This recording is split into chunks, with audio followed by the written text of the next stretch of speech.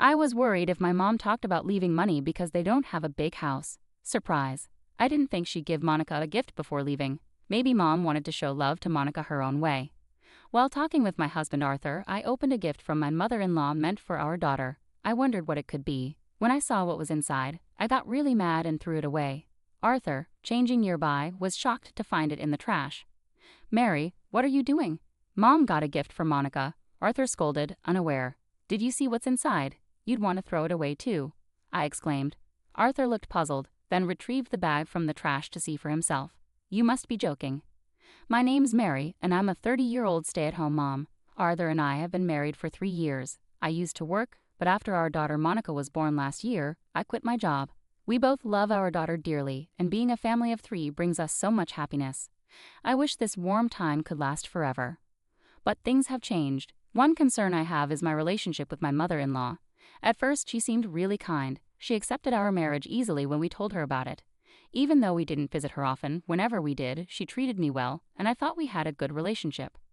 Things started to shift about a year after we got married. Sadly, my father-in-law passed away from an illness. My mother-in-law was deeply saddened because she loved him very much. She was very low, and Arthur didn't seem to know how to comfort her. As she slowly started to feel better, which relieved both Arthur and me, she began treating me harshly. It seemed like after losing her husband, she realized her only source of affection was her son. She started being cold towards me, perhaps feeling jealous that I had taken her son away from her. She also took pride in the family property and lineage passed down from her late father-in-law. Once she directly told me, "Don't assume you'll inherit this house easily." Even though the property was valuable, it originally belonged to her husband's family, so logically it would pass down to Arthur, not me. But after becoming distant, my mother-in-law began treating me like a nuisance and started tormenting me. "Mary, when will you have a baby? It's your responsibility to give birth to an heir. If you can't do that, you'll have to leave Arthur." This became her attitude towards me. Every time we met, she pressured me about having a baby. I gave birth to a child last year, which was a surprise considering the stress I was under. However, my mother-in-law wasn't satisfied that our child was a daughter. She simply said, "Well then, next year," as if it were expected. Having children in consecutive years is difficult. Also, Arthur and I hadn't even discussed having a second child yet.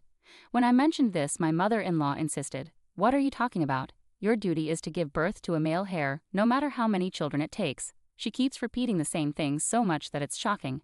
It's like she's stuck on a loop, saying the exact same phrases over and over again. Sometimes I wonder if she's like an AI robot programmed to only say those things. In today's world, her obsession with having a male heir is incredibly outdated and absurd. I wish she would let go of these old-fashioned ideas and appreciate her granddaughter, Monica, who is here now. Every time I see her, it just disgusts me more. But when she's around my husband, her son, she puts on a different face. She acts like she's understanding and kind towards me. The contrast between how she acts when it's just the 2 of us and when my husband is there is so stark. It's like she's 2 different people. I almost want to take pictures and compare them. No matter how well she hides it from my husband, her awful treatment of me, her daughter-in-law, raises serious doubts about her as a person.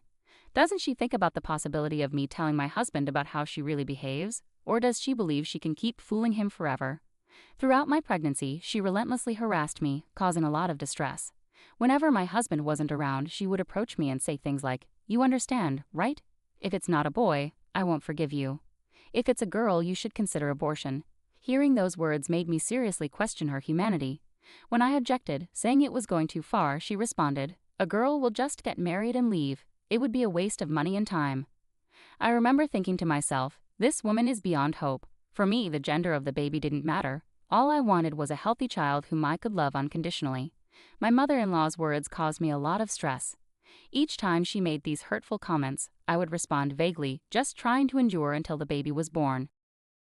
When my mother-in-law found out the baby was a girl, her reaction was as awful as I had anticipated. It was then that her true, unpleasant nature, usually hidden from my husband, became evident. "Why did you have a girl? I've told you countless times to have a boy." That was the first thing my mother-in-law said when she visited the hospital and saw her granddaughter.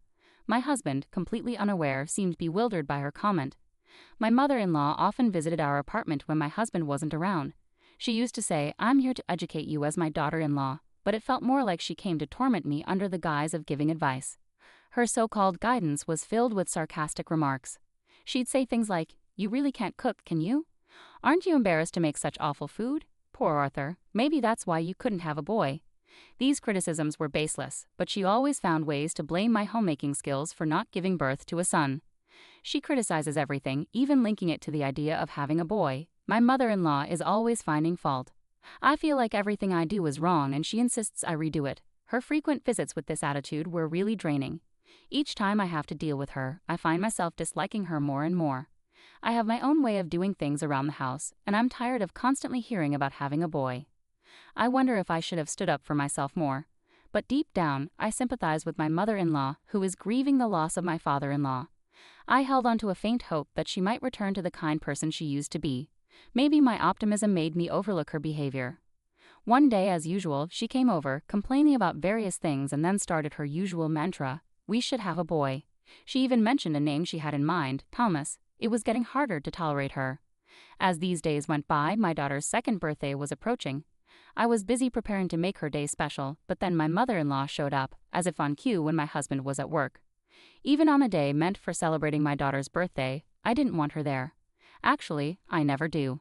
I paused the birthday preparations, brewed some tea, and entertained her in the living room. Why is she still a girl? My mother-in-law remarked, looking at my daughter. Please stop, I pleaded. Today is my daughter's birthday. I just wish she would leave already. Lately, she hasn't been as critical about household chores. I've started to figure out what might please her, but her comments about having a boy and continuing the family line haven't stopped. Are you pregnant yet? There won't be a small age gap anymore, so you should hurry up and have a boy. I've said it many times, but my husband and I aren't desperate to have a child. No one knows what the future holds with having children. We were fortunate to have a daughter shortly after getting married, but there are couples who struggle for years without success. Children don't come just because you want them to. It should be obvious with a little thought. I must have been under a lot of stress. This was the first time I firmly and clearly expressed this to my mother-in-law. When I did, she glared at me angrily. What kind of daughter-in-law am I dealing with here? It's because of your attitude that you haven't had a boy. You're influencing Arthur too, aren't you? Of course you are. Otherwise, Arthur would want a boy just like me. I was stunned. Arguing with my mother-in-law seemed pointless. I've told you many times you're useless until you have a boy. I couldn't let her continue to disrespect me like this anymore. Enough is enough. My husband has never spoken to me like that. We've built a happy family with our daughter. It's you who's disrupting that. If you plan to tear apart my family, don't come back to this house. I finally said it all, releasing my pent-up frustrations. My mother-in-law listened, her fists clenched and hands shaking as if she wanted to retort. But just then, Arthur arrived home. Immediately, her demeanor changed. Arthur, welcome home, she greeted him warmly. I was disgusted by her sudden shift. Mom, I didn't know you were here, Arthur said. Yes, but I'm leaving now, she replied curtly. No, wait, I forgot. This is for Monica's birthday, she added, handing me a paper bag. Huh, was all she said before leaving with a smile. Arthur and I were left bewildered. Was Mom all right? He asked. We were on the verge of a fight, but then you came back. I've been venting about my mother-in-law to Arthur for a while now. At his request, I recorded and played back our conversations. His reaction was, "This is terrible." Later he said to me, "If Mom does something outrageous again, let me know." He's been supportive of me, and that brings us to today. I recorded my interaction with my mother-in-law today and played it for Arthur. Well, you two really had a disagreement. You might be in trouble if she brings up inheritance issues, especially since they don't even have a big house. But I didn't expect her to give Monica a birthday gift when she left. Maybe Mom is trying to show affection for Monica in her own way. While chatting with Arthur, I opened the present from my mother-in-law meant for our daughter. I was curious to see what she had given us. With a little excitement, I checked the contents of the gift, but I was instantly filled with anger when I saw what was inside the box. What on earth is this? I exclaimed in frustration and threw the gift into the trash. Arthur, who was changing clothes in the room, was surprised to see the gift in the trash. Mary, what are you doing? Mom went out of her way to buy a gift for Monica. That's too much, he scolded me, unaware of what had happened. I knew Arthur would understand once I explained. Did you see what's inside? You'd want to throw away this kind of gift too. It's unbelievable, I told him, frustrated. Arthur looked puzzled, then retrieved the paper bag from the trash and looked inside. You're kidding, right? He said in disbelief. The gift from my mother-in-law was beyond belief. One item was a stack of adoption papers suggesting she wanted us to give up our daughter. The other was a virility drug, seemingly pushing us to try harder to have a boy. Even Arthur was shaken by her audacious actions. This is too much, he muttered quietly, pocketing the car keys and heading for the door.